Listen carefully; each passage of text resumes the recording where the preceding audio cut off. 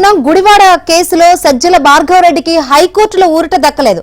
అనుచిత పోస్టుల వ్యవహారంలో అరెస్టు నుంచి రక్షణ కల్పించాలంటూ భార్గవ్ పిటిషన్ దాఖలు చేశారు.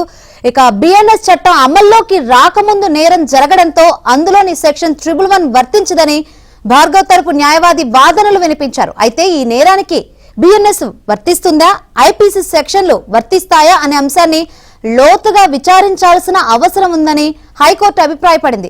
కేసు విచారణ ఈ నెల 14కి వాయిదా వేసింది.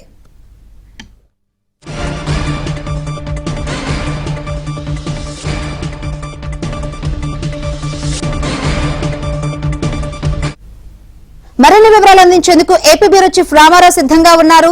రామారావు, సజ్జల భార్గవ్ రెడ్డికి హైకోర్టులో ఊరట దక్కలేదని తెలుస్తుంది. అసలు వాదనలు ఏ విధంగా జరిగాయి హైకోర్టులో, ఏంటి దీనికి సంబంధించి అప్డేట్స్? శంకరి, గుడివాడ కేసులో సజ్జల భార్గవ్ రెడ్డి అత్యంత ముందస్తు బెయిల్ పిటిషన్పై హైకోర్టులో ఈ రోజు విచారణ జరిగింది. అరెస్ట్ నుంచి రక్షణ కల్పించాలి అని చెప్పి భార్గవ్ రెడ్డి న్యాయవాదులు హైకోర్టును అభ్యర్థించారు.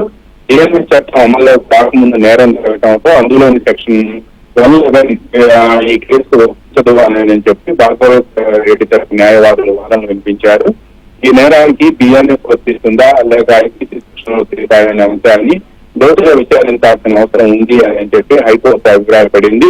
కేసు వివరాలు సమర్పించేందుకు సమయం కావాలి అని చెప్పి ప్రాసిక్యూషన్ తరపు న్యాయవాదులు హైకోర్టుకు విన్నవించారు. దీంతో కేసు విచారణ ఈ నెల 14వ తేదీకి వాయిదా వేస్తూ హైకోర్టు నిర్ణయం తీసుకుంది.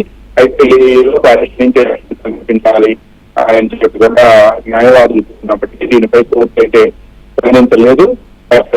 కేసు విచారణ ఈ నెల 14వ తేదీకి వాయిదా వేస్తున్నట్టు కూడా హైకోర్టు పేర్కొంది. Right, thank you Ramarao.